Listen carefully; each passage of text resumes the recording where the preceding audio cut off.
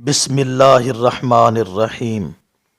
ایک روایت کے متعلق تحقیق پوچھی گئی کہ اس کی نسبت نبی پاک صلی اللہ علیہ وسلم کی طرف کرنی کیسی ہے۔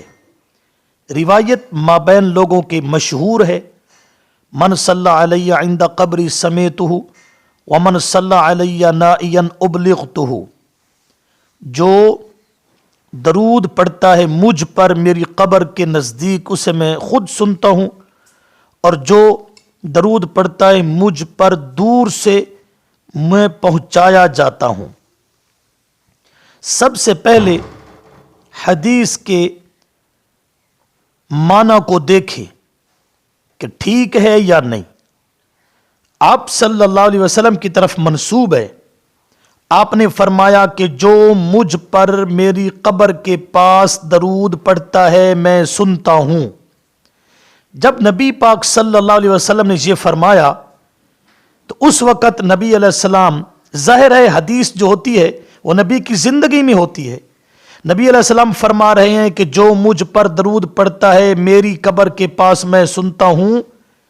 نبی علیہ السلام اس وقت کوئی قبر میں بیٹھے تھے، قبر میں بیٹھ کر آپ نے فرمایا کہ جو میری قبر پر آ رہا ہے درود پڑھ رہا ہے میں سنتا ہوں، جو دور سے پڑھتا ہے مجھے پہنچایا جاتا ہے۔ آپ اندازہ لگائیں، حدیث کا معنی یہ ہے کہ جو مجھ پہ درود پڑھتا ہے میں سنتا ہوں۔ جب نبی پاک نے یہ فرمایا تو کیا اس وقت نبی صلی اللہ علیہ وسلم قبر میں بیٹھ کر یہ فرما رہے ہیں کہ جو مجھ پہ درود پڑھتا ہے میں سنتا ہوں، میں سن رہا ہوں، میں سنتا ہوں؟ تو کیا نبی علیہ السلام قبر میں بیٹھ کر سن رہے تھے؟ حالانکہ اس وقت اللہ کے نبی کی قبر بھی نہیں بنی تھی، اللہ کے نبی صلی اللہ علیہ وسلم زندہ تھے۔ جب زندگی میں یہ فرمایا، زندہ ہونے کی حالت میں فرمایا کہ جو میری قبر کے پاس درود پڑھتا ہے میں سنتا ہوں، اس وقت قبر بھی کوئی نہیں، قبر کے پاس بھی کوئی نہیں۔ تو جب قبر نہیں ہے تو واضح ہوا کہ یہ حدیث جو ہے، یہ روایت جو آپ کی طرف منسوب ہے، اس کا معنی بان ہی نہیں سکتا، بان ہی نہیں سکتا۔ نبی علیہ السلام قبر میں بیٹھے ہوں اور قبر میں بیٹھ کے آپ نے فرمایا ہو کہ جو میری قبر کے پاس آ کر درود پڑھتا ہے میں سنتا ہوں، یہ بات ترجمے کے مطابق ہے، لیکن قبر میں بیٹھ کر اللہ کے نبی نے یہ نہیں فرمایا تھا۔ اگر بیٹھ کر فرماتے اس وقت نہ قبر بنی تھی نہ اللہ کے نبی فوت ہوئے تھے۔ روایت کا معنی بتا رہا ہے کہ روایت گھڑنے والے کی عقل نہ تھی، اس نے اس روایت کو گھڑا اور نبی کی طرف منسوب کر دیا، لیکن اس نے اس کا معنی نہیں سوچا تھا کہ میں جس روایت کو وضع کر رہا ہوں اس کا معنی تو الفاظ کے مطابق بنتے ہی نہیں۔ جب جز معنی کی جز لفظ پر دلالت ہی نہیں کرتی، جز لفظ کی جز معنی پر، تو پھر اس روایت کا معنی بتاتا ہے کہ یہ کسی نے اپنی طرف سے الفاظ بنائے ہیں، نبی پاک صلی اللہ علیہ وسلم کا فرمان نہیں ہو سکتا۔ ترجمہ غلط ہے۔ اس وقت آپ کی قبر نہ تھی، آپ تو زندہ تھے، وفات نہ ہوئی تھی، تو سننے کا کیا مطلب؟ اب دوسری بات،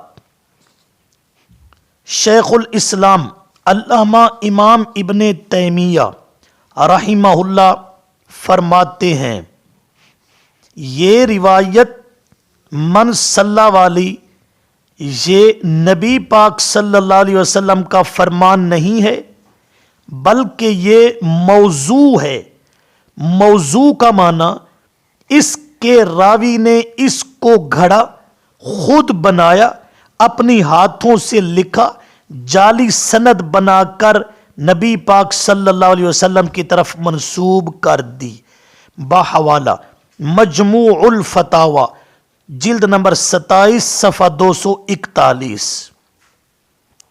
نمبر 3، امام عبدالعزیز پرہاروی رحمہ اللہ فرماتے ہیں کہ اس روایت کا راوی صرف محمد بن مروان ہے اور یہ متروک ہے، یعنی اس روایت کا راوی محمد بن مروان ہے، اس کے علاوہ کوئی نہیں، اور یہ متروک ہے۔ محدثین نے اس کو ترک کر دیا، اس کی کوئی روایت ماننے کے لیے تیار نہیں ہے۔ بحوالہ کوثر النبی صلی اللہ علیہ وسلم۔ اسی طرح امام ابن تیمیہ رحمہ اللہ ایک اور مقام پر فرماتے ہیں کہ اس روایت کا راوی صرف محمد بن مروان ہے اور کوئی اس کا راوی نہیں، اور محدثین کے نام سے اس نے اس روایت کو گھڑ دیا، خود سند بنائی، خود الفاظ بنائے، نبی کی طرف منسوب کر دیے۔ بحوالہ الرد علی الاخنائی صفحہ 210 اور 211۔ نمبر 2 قاعدہ جلیلہ، فائدہ جلیلہ صفحہ 74۔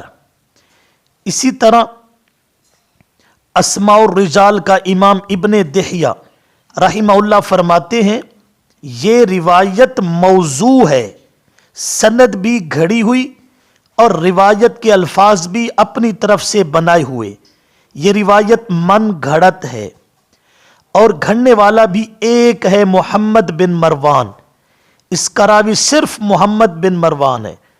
فرماتے ہیں یہ کذاب ہے، وضاع بھی ہے، کذاب بھی ہے، روایتوں کو گھڑ کر اللہ کے نبی کی طرف منسوب کرتا تھا اور بہت بڑا جھوٹا آدمی تھا۔ بحوالہ اسن المطالب صفحہ 216۔ اس کے بعد اسماء الرجال کا امام ابن عبد الہادی رحمہ اللہ فرماتے ہیں اس روایت کا راوی ابو عبد الرحمن محمد بن مروان ہے، صرف ایک راوی ہے، اس کے علاوہ اس کو کسی نے روایت نہیں کیا۔ کسی روایت میں ابن مروان، محمد بن مروان یا ابو عبد الرحمن اس لیے لکھا جاتا ہے تاکہ لوگوں کو محمد بن مروان کا پتہ ہی نہ چلے، ابو عبد الرحمن لکھا جاتا ہے۔ کہتے ہیں صرف یہی ایک اس روایت کا راوی ہے، اور یہ کیسا ہے؟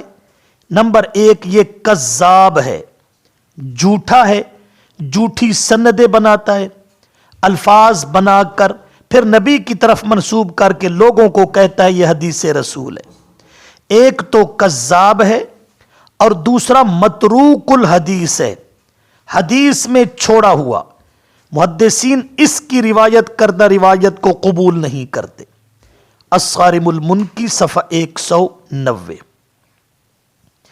شیخ الحدیث والقرآن ولی وقت امام حضرت حسین علی رحمہ اللہ فرماتے ہیں اس روایت کا راوی صرف محمد بن مروان ہے اور یہ ثقہ نہیں، یعنی جھوٹا ہے، کذاب ہے، وضاع ہے۔ بحوالہ تفسیر بے نظیر صفحہ 55۔ اسی طرح امام عقیلی رحمہ اللہ فرماتے ہیں کہ اس روایت کی جڑ ہی کوئی نہیں ہے، اس کی اصل بھی کوئی نہیں، اس کی جڑ بھی کوئی نہیں ہے، جڑ سے لے کر کناروں تک، سروں تک ایک ایک لفظ اس کا گھڑا ہوا ہے، اللہ کے نبی پر جھوٹ باندھا ہوا ہے۔ بحوالہ الضعفاء للعقیلی صفحہ 298۔ نمبر 9 شیخ القرآن امام محمد طاہر رحمہ اللہ فرماتے ہیں اس روایت کا راوی محمد بن مروان السدی کذاب ہے۔ سدی کا اضافہ ہو گیا، یہ سدی کہلاتا ہے، ابو عبد الرحمن اس کی کنیت ہے۔ فرماتے ہیں یہ کذاب آدمی ہے، جھوٹ بولتا ہے، اپنی مرضی سے سند بنا کر، الفاظ بنا کر نبی کے ذمہ جھوٹ باندھتا ہے۔ بحوالہ تذکرۃ الموضوعات صفحہ 90۔ نمبر 10 امام علامہ جزری رحمہ اللہ فرماتے ہیں کہ اس روایت کا راوی صرف محمد بن مروان ہے، اس کے علاوہ کوئی نہیں۔ مفتاح الحسن نمبر 11 بہت بڑا نام حدیث میں امام سخاوی رحمہ اللہ فرماتے ہیں اس روایت کا راوی محمد بن مروان سدی ہے، القول البدیع صفحہ 154۔ اسی طرح امام ابن قیم رحمہ اللہ فرماتے ہیں تفسیر حدیث میں بہت اونچا قد ہے ان کا، اس روایت کے بارے میں لکھتے ہیں ھذا حدیث غریب جدا جلاء الافہام صفحہ 22۔ یہ حدیث غریب ہے، بہت زیادہ غریب حدیث وہ ہوتی ہے جس کا روایت کرنے والا ایک ہو اور وہ یہی محمد بن مروان ہے۔ قال الامام احمد رحمہ اللہ اتقوا الغرائب، امام ابن قیم نے فرمایا یہ حدیث غریب ہے، اور امام احمد بن حنبل جو بیک وقت مفسر بھی ہیں، محدث بھی ہیں، فقیہ بھی ہیں، وہ غریب روایت کے بارے میں کیا فرماتے ہیں؟ فرماتے ہیں غریب روایتوں سے بچو، فإن عامتها ضعیفہ، کیونکہ غریب روایتوں کی اکثریت ضعیف ہے۔ منہاج السنہ جلد نمبر 3 صفحہ 18۔ وقال الامام مالک، امام مالک رحمہ اللہ فرماتے ہیں شر العلم الغریب، بدترین علم وہ غریب روایتیں ہیں، بدترین علم غریب روایتیں ہیں۔ اسی طرح روی ابن عدی، امام ابن عدی رحمہ اللہ فرماتے ہیں ان ابی یوسف، ابو یوسف سے، امام ابو یوسف احناف کے بہت بڑے امام، قال فرماتے ہیں من طلب غریب الحدیث، جو بندہ غریب روایتوں کے پیچھے لگا رہتا ہے، کاذبا وہ جھوٹا ہے۔ تدریب الراوی صفحہ 192۔ اس لیے امام ابن قیم نے فرمایا یہ غریب روایت ہے۔ نمبر 13 علامہ ذہبی رحمہ اللہ، جنہوں نے میزان الاعتدال جیسی کئی جلدوں میں کتاب لکھی، اس میں لکھا کہ کون سا راوی ضعیف ہے کون صحیح ہے۔ امام ذہبی رحمہ اللہ فرماتے ہیں کہ اس روایت کا راوی صرف محمد بن مروان ہے، سدی صغیر، متروک بھی ہے اور کذاب بھی ہے، اور یہ روایت اسی کا کذب ہے، متروک چھوڑا ہوا، اس کی روایت ناقابل قبول ہے، یہ جھوٹا آدمی ہے، یہ روایتوں کو گھڑتا ہے، اور اس کی یہ جو روایت ہے منسلہ والی، یہ اس کا گھڑا ہوا ایک جھوٹ ہے، نبی پاک کا فرمان نہیں ہے۔ بحوالہ میزان الاعتدال جلد نمبر 3 صفحہ 213۔ نمبر 14 امام بیہقی رحمہ اللہ فرماتے ہیں حدیث میں ان کا بڑا مقام ہے، کتاب لکھی حدیث پر، فقیہ بھی ہیں۔ فرماتے ہیں محمد بن مروان کی وجہ سے یہ روایت معلول ہے، والمعلول غیر معمول، اس پر عمل کسی طرح نہیں ہو سکتا۔ اسن المطالب فی احادیث مختلف المراتب صفحہ 216۔ نمبر 15 ابن شمعون، امام ابن شمعون رحمہ اللہ فرماتے ہیں اس روایت کا راوی محمد بن مروان ہے، امالی ابن شمعون جلد نمبر 2 صفحہ 193۔ نمبر 16 صاحب خطیب رحمہ اللہ فرماتے ہیں اس روایت کا راوی محمد بن مروان ہے، تاریخ خطیب بغدادی جلد نمبر 3 صفحہ 191 اور 292۔ نمبر 17 امام ابن عساکر رحمہ اللہ فرماتے ہیں اس روایت کا راوی محمد بن مروان ہے، تاریخ ابن عساکر۔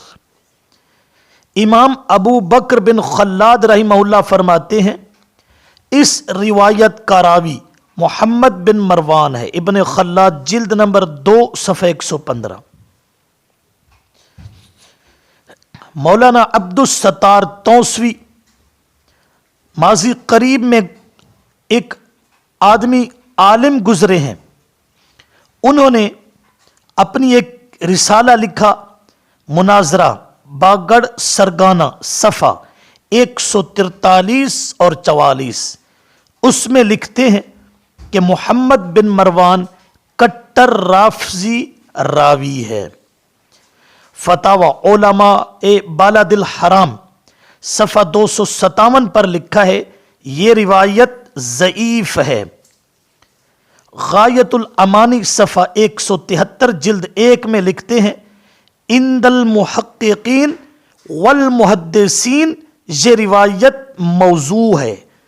जो मुहक्किक आलिम हैं, तहकीक करते हैं या मुस्तनद मुहद्दिस हैं, उन्होंने मन सल्ला वाली रिवायत को नबी का फरमान नहीं बनाया।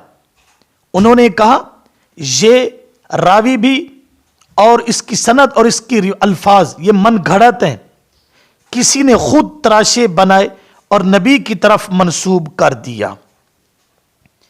इसी तरह इमाम नासिरुद्दीन अलबानी फरमाते हैं, यह रिवायत मन घड़त है।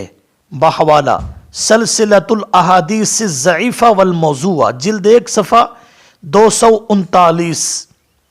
इमाम इब्ने अदी रहमहुल्लाह फरमाते हैं, मोहम्मद बिन मरवान की रिवायात का ज़ौफ़ ज़ाहिर है। अस्सारिमुल मुनकी सफ़ा 180। मोहम्मद इमाम सादी रहमहुल्लाह फरमाते हैं कि मोहम्मद बिन मरवान ज़ाहिबुल हदीस है। हवाला मज़कूरा। मुहद्दिस अबू हातम रहमहुल्लाह भी इसी तरह फरमाते हैं कि ये कज़्ज़ाब रावी है, ये मनगढ़ंत रिवायत है और ये रावी मतरूकुल हदीस है। इमाम नसाई ने भी इसी तरह लिखा।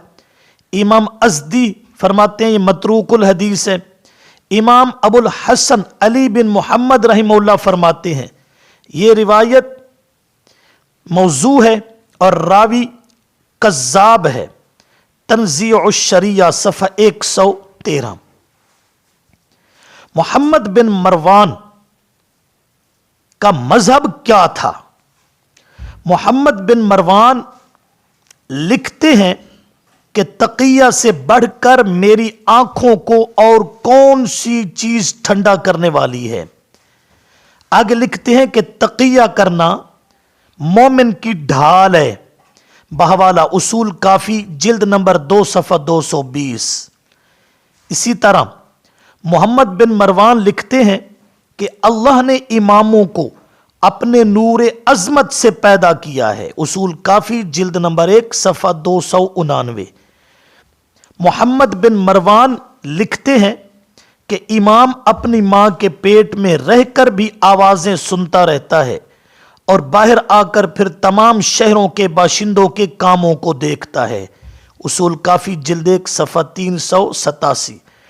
यही मोहम्मद बिन मरवान रिवायत करता है कि जो पांव धोता है उसकी नमाज कबूल नहीं होती।